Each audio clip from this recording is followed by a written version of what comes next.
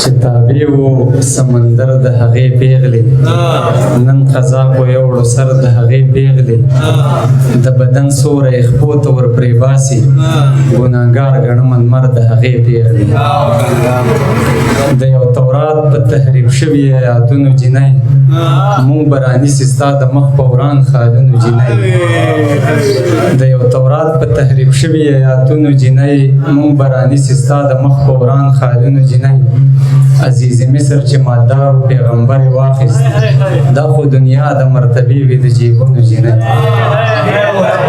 قربان عزیز مصر چې مالدار پیغمبر واخیست دا خو دنیا د مرتبې وي د جیبونو جنۍ د بندګۍ او احترام خیال په یو ځای راغلی خاورې مې ښکل کړلې او خپو ته مې تندی راغلی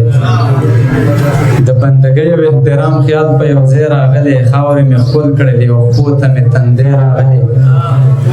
د یو مجبور ضرورتونه یو سړي پوره کړل د یو مجبور ضرورتونه یو سړي پوره کړل منم بنده دی خو ګمان مې د خدای راغلی د بندګۍ او احترام خیال په یو ځای راغلی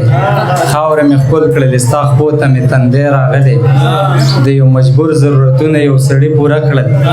منم بنده دی خو ګمان مې د خدای راغلی هوا کې وچې پاڼې او اکثره کاغذونه زمونږ د امید کښتۍ خو یره کاغذونه ژوند څه دی او د ژوند عملنامه په آخرت کې بس وړو غټ عدالت ته له دفتره کاغذونه ژوند څه دی او د ژوند عملنامه په آخرت کې بس وړو غټ عدالت ته له دفتره کاغذونه په ما د سبقونو ډیګرۍ واخیستې نامزادې په ما د سبقونو ډیګرۍ واخیستې نامزادې مطلب چې ستا والی شوې د زړه سره کاغذونه کوم خواته لاړه مقرره فرښته د ډوډۍ تیر شو بحران په جنګ ځپلې خاریه د ډوډۍ چې چا غنم راکړل هغه به راته خدای ښکاره شه ما به وې دا دی چې چا کړې د واده د ډوډۍ قربان چې چا غنم راکړل هغه به راته خدای ښکاره شه ما به وې دا دی چې چا کړې د واده د ډوډۍ عجیبه دا ده دلته جنګ په مسلکونو کېږي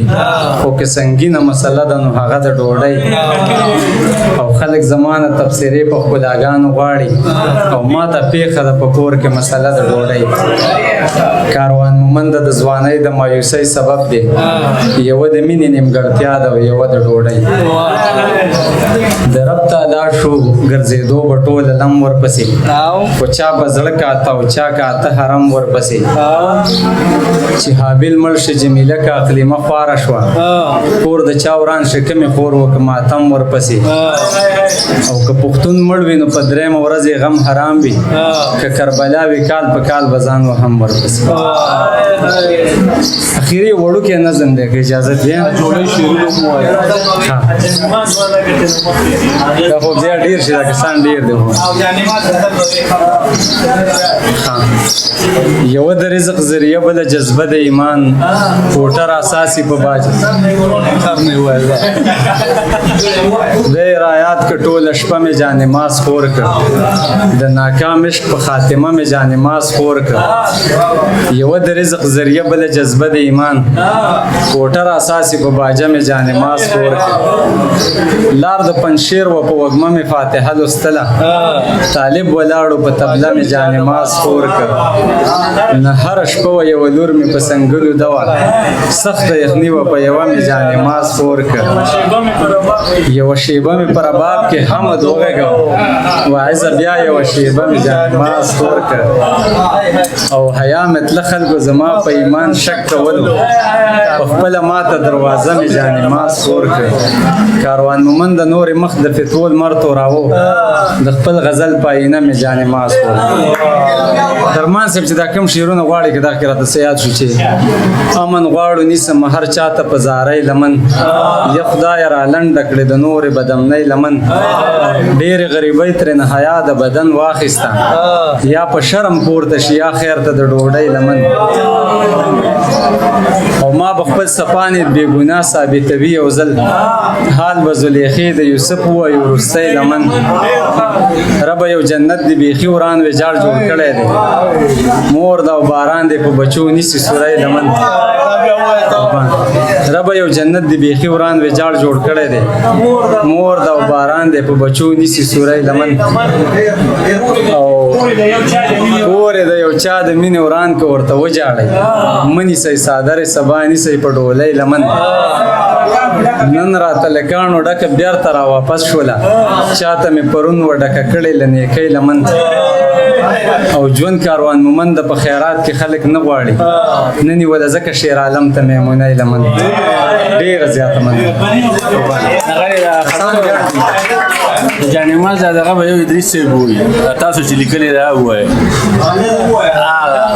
بس ما پوره اسمار صاحب نظم دی چې زه ډېرې لارې د صفا مروه په شان ګڼمه د لادرکه بچو لارې یا د لرې وطن رنځوره مور ورته چشمې صفا کوي او ګوري د نوح کښته یو خو د نوح زوی پکې نه کېناسته قابل د مور راوړی ورور ځمکې د ښکته کړلو لار د کنعان د شاړ کوي کې میره ورونه ګوره یا یې ارزانه سودا کړي په یو ورک لاروي کومه رشته ده د اعتبار چې سر ته ورسېده زه یو مور وینم چې منډې او رامنډې وهي د نیل په غاړه ده او یا د حجاز سرو شګو کې مور د موسی او اسماعیل د یا زما پوښتنه زه یو مور وینم چې منډې او رامنډې وهي د نیل په غاړه ده او یا د حجاز سرو شګو کې مور د موسی او اسماعیل د یا زما پوښتنه یا په زمزم پسې او یا په سیر غنمو پسې